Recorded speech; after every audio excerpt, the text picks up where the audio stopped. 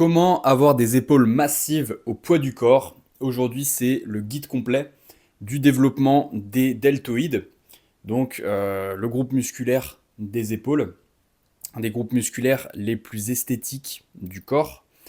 Donc c'est très important à développer si vous voulez vous bâtir un physique fort, musclé et athlétique. Et la bonne nouvelle, c'est que tu n'as pas besoin de salle de sport pour pouvoir les développer efficacement. Donc si tu ne me connais pas, je vais me présenter rapidement. Je m'appelle Sam, je suis coach sportif et j'accompagne les hommes à se bâtir un corps et un mental de guerrier sans passer des heures à la salle. Donc j'utilise la méthode hybride qui mélange à la fois la pratique de la calisthénie, donc au poids du corps sans matériel, avec la salle de musculation, donc avec de la charge additionnelle, pour vraiment pouvoir tirer les bénéfices de chaque discipline, pour vraiment développer un physique complet. Donc si c'est une vision qui t'intéresse, je te laisse t'abonner et me suivre sur mon compte Instagram, sam.guéguin. Donc pour être 100% transparent avec toi, les épaules que j'ai actuellement, je les ai développées certes principalement avec de la calisthénie, donc que au poids du corps, avec les exercices que je vais te montrer juste après. Mais comme je te disais précédemment, j'ai aussi beaucoup pratiqué en salle de sport. Et donc, j'ai été amené à développer mes épaules également avec de la charge additionnelle, avec du poids. Pour te donner un ordre d'idée, je suis à peu près à 70% d'entraînement au poids du corps pour environ 30% de musculation et de charge additionnelle. Donc pour ta culture générale, les épaules, c'est le groupe musculaire donc des deltoïdes. Il y a 3 faisceaux. Donc on va avoir le deltoïde antérieur sur la phase avant, le deltoïde médial sur vraiment le côté, et le deltoïde postérieur, donc l'arrière de l'épaule. Donc c'est important de bien développer ces 3 faisceaux pour avoir vraiment une épaule bien développée et harmonieuse, pour aussi bien avoir l'épaisseur avec le faisceau médial que la largeur avec le faisceau postérieur, pour vraiment avoir cette épaule bien galbée et bien épaisse. Donc pour entrer dans le vif du sujet, les épaules, tu les développes principalement grâce aux pompes pike ou pompes piquées en français. C'est un des meilleurs exercices de renforcement musculaire que tu peux trouver en calisthénie.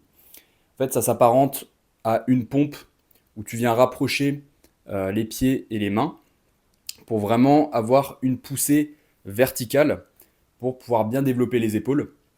Donc les pompes pike, c'est principalement le deltoïde antérieur et médial, donc 2 faisceaux importants du deltoïde. Donc vraiment, c'est un exercice fondamental pour développer ses épaules au poids du corps. Tu vas forcément devoir passer par là. Donc si tu es débutant, évidemment, ça va être assez compliqué au départ. Donc ce que je te conseille, c'est d'abord de maîtriser les pompes, c'est-à-dire une vingtaine de pompes propres avec une bonne technique. Et puis dans un second temps, en exercice, tu peux maintenir la position haute de la pompe pike pour quand même pouvoir renforcer tes épaules en gainage. Donc pour te donner un petit protocole, un petit ordre d'idée, tu pourrais enchaîner une série de pompes par exemple avec du gainage en pike pour pouvoir bien te cramer les épaules. Une fois que tu maîtrises les pompes pike, la question c'est comment évoluer, comment faire ta surcharge progressive. Donc une fois que tu maîtrises entre 8 à 10 répétitions en pompe pike, la progression est le fait de surélever tes pieds. Donc en fait, plus ton corps va être à la verticale, plus il y aura de charge sur tes épaules. Donc en fait, c'est une manière d'augmenter le poids et l'intensité, donc de faire ta surcharge progressive, pour toujours pouvoir évoluer dans l'exercice. Donc en calisthénie, cette progression permet d'atteindre les handstand push-up ou pompes en équilibre. Mais si tu veux juste développer tes épaules, ce que tu peux faire, c'est juste faire tes pompes en fait, pompes en handstand sur le mur assisté. C'est-à-dire que tu montes sur le mur et tu fais tes pompes sans prise de tête. Comme ça, il n'y a pas le facteur équilibre qui rentre en compte. Mon dans l'idéal avec un meilleur gainage et une meilleure amplitude. Là, j'ai vraiment pas fait d'effort. Mais à partir du moment où tu passes de pompe classique à pompe pike surélevée, handstand push-up assisté contre le mur, et que tu sais en faire entre 6 et 8 reps, crois-moi que tes épaules auront déjà bien grossi. En tout cas, moi je dirais que c'est vraiment la base et le gros du développement de mes épaules, c'est-à-dire vraiment l'apprentissage des pompes pike, du handstand et donc du handstand push-up. Parce que tu as vraiment ce côté, tu allies de la force maximale avec de l'équilibre et de la proprioception, ce qui fait que c'est presque un x2 en fait sur la difficulté, parce que quand tu n'as pas le mur, tu as beaucoup d'instabilité, et donc du coup de générer beaucoup de force devient plus difficile. Donc je pense que ça a joué un petit peu, surtout que les épaules est quand même le groupe musculaire dans mon cas, le plus sec du corps. Donc je pense que le facteur équilibre quand même rentre en jeu, dans le sens où c'est bien plus difficile et ça demande un énorme contrôle moteur au niveau de ce groupe musculaire. Donc comme pour le gainage en pompe pike, tu peux pareil faire le gainage donc en handstand assisté au mur, juste en équilibre. Donc par exemple si tu maîtrises entre 8 et 10 reps de pompe pike, pareil tu peux enchaîner une série de pompe pike avec une série de handstand gainage assisté contre le mur. Pour encore une fois vraiment te cramer les épaules et mettre beaucoup d'intensité sur ce groupe musculaire. Et donc cet exercice et sa progression vont principalement développer donc, le faisceau antérieur et médial de l'épaule. Petite parenthèse avant de passer à l'arrière de l'épaule. Donc là on sort de la promesse de la vidéo, je vais te parler des élastiques. Si tu peux te choper un petit élastique de 5 kg ou plus, donc du petit matériel, voilà, c'est pas sans matériel. Un petit élastique de 5 kg va fortement t'aider à développer la partie médiale de l'épaule, donc pour avoir une épaule un petit peu plus esthétique, parce que tu vas pouvoir faire en fait des élévations latérales à l'élastique. Donc c'est vraiment un petit élastique qui coûte pas cher, ok, et ça vaut le coup. Par exemple, après tes séries de pompes ou de pike, ce que tu peux faire, c'est d'enchaîner directement avec une série d'élévations latérales. Donc pour bien pouvoir te cramer et atteindre l'échec musculaire au niveau de ton épaule. Donc ça, c'est vraiment une petite parenthèse, un petit bonus, donc avec un petit peu de matériel. Mais je tenais vraiment à t'en parler parce que ça va te permettre d'avoir vraiment un développement optimal. Donc le gros de ton travail est sur le développement des pompes pike. Et en bonus, si tu veux un petit peu plus de développement, tu peux rajouter du travail unilatéral, donc en élastique, en élévation latérale. Et maintenant, on va passer à l'arrière de l'épaule. Donc c'est souvent un muscle et une partie du deltoïde qui est assez négligé en calisthénie, ok, parce qu'il n'y a pas à proprement parler ou très peu d'exercices qui vient l'isoler, contrairement à la salle de musculation. Parce qu'en calisthénie, en fait, c'est ça le problème, entre guillemets, c'est qu'il y a beaucoup d'exercices polyarticulaires, donc en fait des gros mouvements qui vont développer plusieurs muscles, mais pas assez d'exercices d'isolation. Donc en termes de recrutement et d'harmonie musculaire, on va dire, il y a des fois où il va falloir compléter. Donc sur les gros polyarticulaires que tu peux faire en calisthénie, qui vont venir cibler légèrement l'arrière de l'épaule, ce que tu peux faire, c'est des tractions prises un petit peu plus larges que la moyenne, avec un dos arché.